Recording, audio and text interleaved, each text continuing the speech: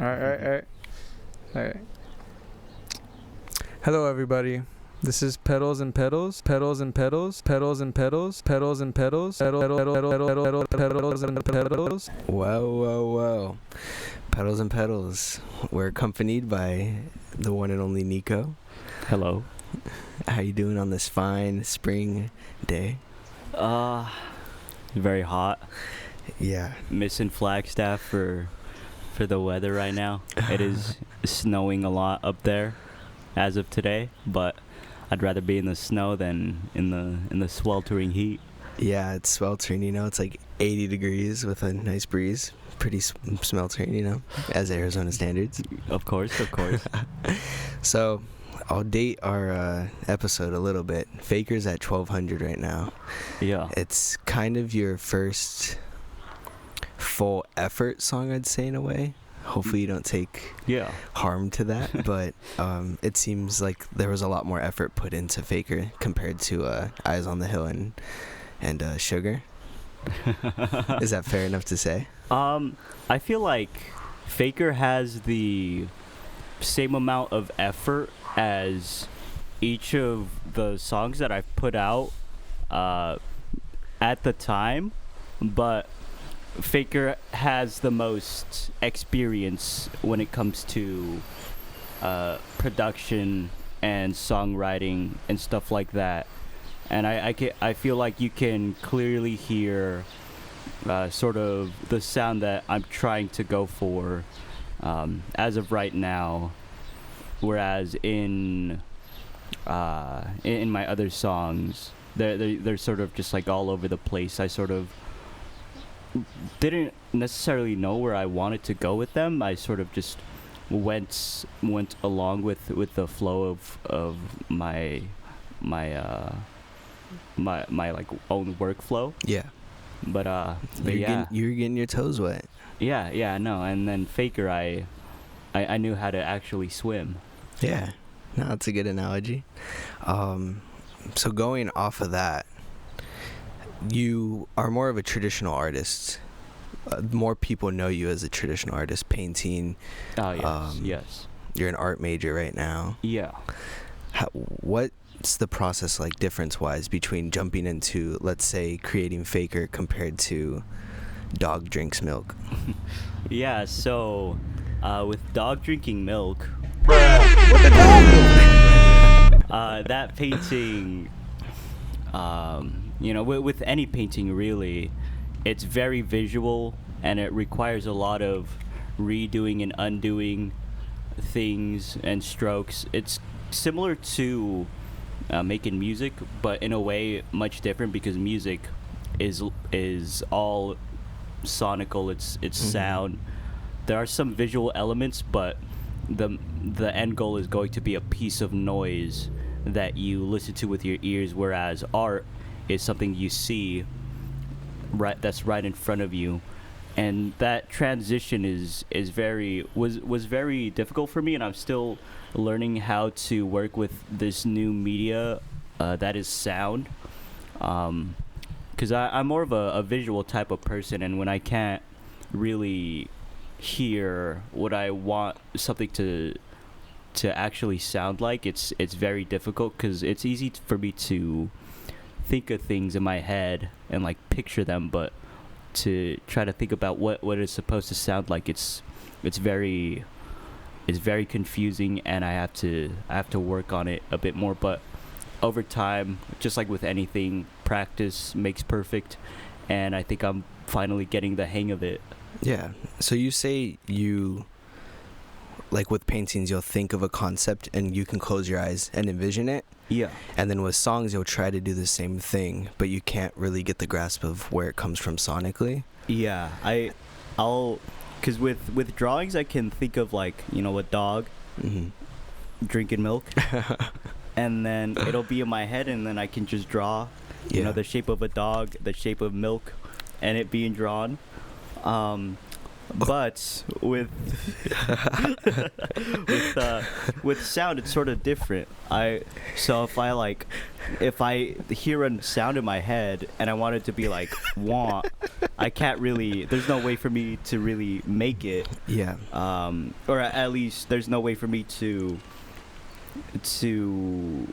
not necessarily no way, but it's much more difficult for me to sort of think about how that noise could be made using math and like other filters and stuff. No, that makes sense.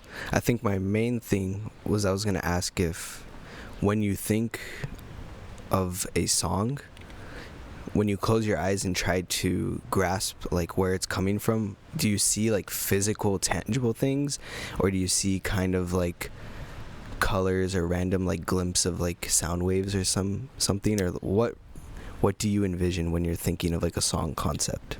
When I try to conceptualize a song and sort of think about how it was made, it definitely goes back to me being more of a visual learner rather than a hearing learner, because I think of the filters that I would use in my DAW to create that, what kind of wave I would use, and then like the shape of the track rather than the sound itself. But yeah, I'll think of it.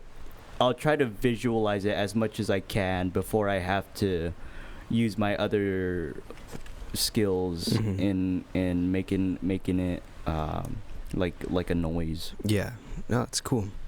So when you're making art, where does all the enjoyment come from? Is it come from starting with nothing from scratch and then having a finished product and you made that product from nothing to something, or does a lot of your enjoyment come from the release of it and the reception that the public gives to?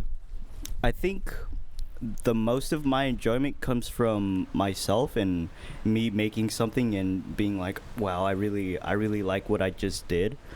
Starting things up is one of the worst things I feel like about like creating art. It's always it's hard to know where to go with a blank canvas, but once I have enough details, my favorite part is putting in the really minute little things and, you know, small dots here and there, little scratches, rather than blocking in the big figures. I don't know why though. I think it might be because it's sort of a symbol of me nearing the finish of it, and finally being able to look at it as a whole and not see anything missing from the art piece. Yeah, no, that makes a lot of sense. So Bully, like we said, your first self-published EP. Yeah. Would you care to like kind of expand on where it came from, what you hope to give to the world with it, and everything? I think Bully is just sort of there's meaning behind all of the songs, but I think it's more of me showing the world what I'm capable of. It's definitely not up to my full potential. Just to think about it as like something that I think I've put my all in is I feel like it's wrong, because I don't know, I do put in my all when I make things, but I feel like I could definitely do more with Bully.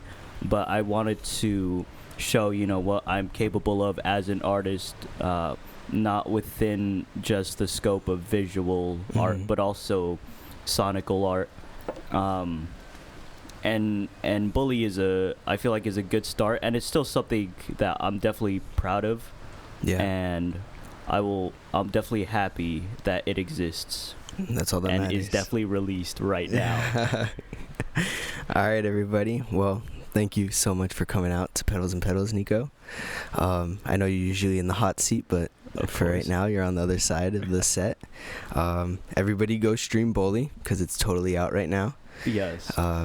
Like, comment, subscribe, all on Nikko's SoundCloud.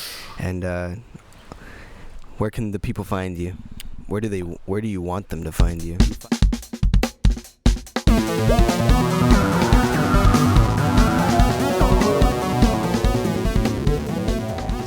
Himself. Cut that out. Just bleep that out. What about our Redditors? Where can they find you? No. Dude, we don't talk about Reddit. Alright. Yeah. That's it. Are you good back here? No. The fishing line in the front snapped. It snapped back here too on I'm one. gonna stop the recording, okay? And then the Alright, thank you, Jeff. that fucking came out. So I've been holding it this whole time. I didn't know if the we were wind gonna was cut getting it, and then I strong. saw I was like, oh. This was getting like pushed back. I so heard you. I was like, fucking- fuck. I was like, we should stop. And then I was like, I don't know. Everything started coming. I was fighting for my life holding all this on. Alright. Well, then do. Are we turned down? Oh, no, we can't. We We gotta gotta do Jem's performance. So then should we just retie? Do you want me to?